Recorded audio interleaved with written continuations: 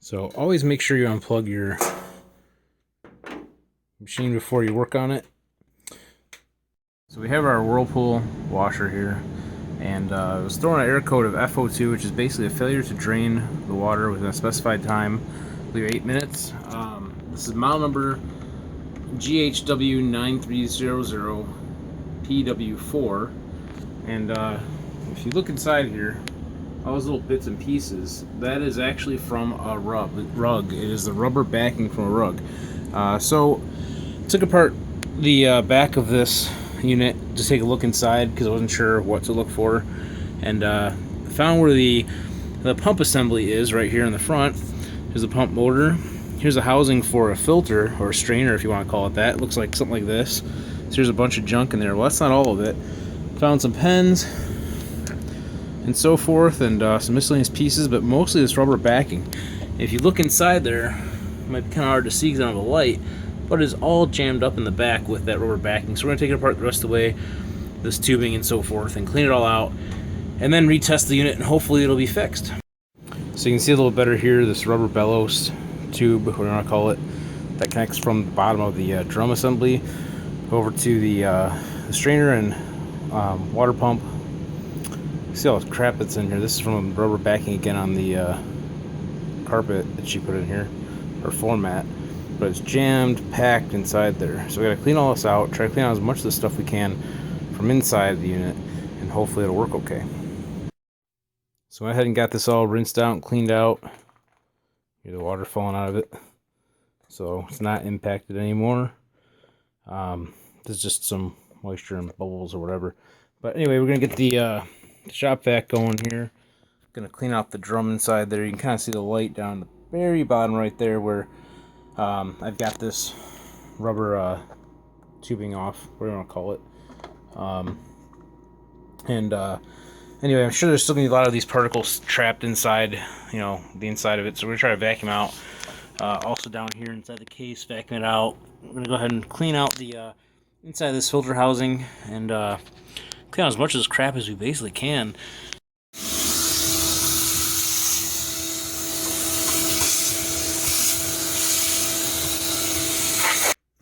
Now this back panel you may or may not have to take off. I took it off. There are screws all around the perimeter, pretty self-explanatory. A couple in the middle that I take off. I didn't have to take off this piece right here. Didn't have to loosen it at all. Just took the screws out of the bottom here, and it slid out afterwards. The top piece you may or may not have to take off as well. Just depends on how well you can get your hands in there to undo the attachments on the pump and so forth. And if you gotta take that black rubber corrugated tubing off from the drum to the pump, that might be a pain, because on mine the clamp was actually in the back. Let's see if you can see it.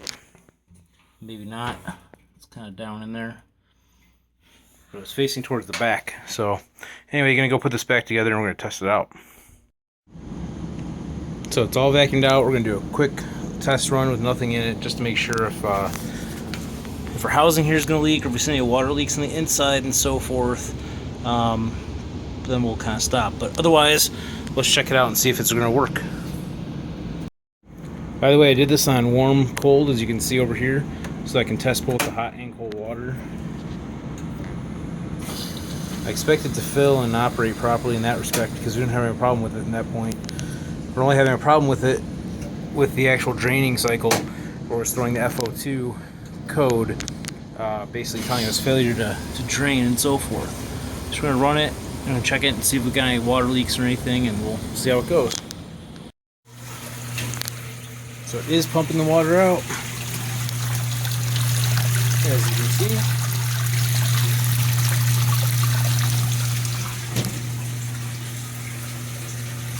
It's draining it down inside. I don't know if you can catch that where the water's at. It's kind of hard to see with the glass, the plastic. Don't see any water leaks. Pump does sound a little bit noisy, but we'll see. Hopefully there still isn't a whole bunch of crap in it. May leave this cover off for a little while to run it a few times longer and verify, you know, if I gotta pull it apart and clean it out again, or so forth. But I don't know. The pump did make some noise before, but it could actually be worn now at this point. Of course, this unit's fairly old, so and so forth. But yeah, we'll go ahead and we'll run it and everything. If you gotta put that cover back on, it basically just slides up in, and there are 3 screws, one here, one in the middle, and one at the other end. That's all it is that holds the cover on. Very simple. So if you get the F02 code, possibly that's just all clogged up and messed up inside, or you could have a bad pump and so forth as well. Could be many other things that could cause it, I suppose, but most commonly it's probably going to be a clog, because it is mechanical. You are using it and there's stuff builds up in the side of it and so forth. So anyway, until next time, hope you guys enjoyed the video and have fun fixing stuff.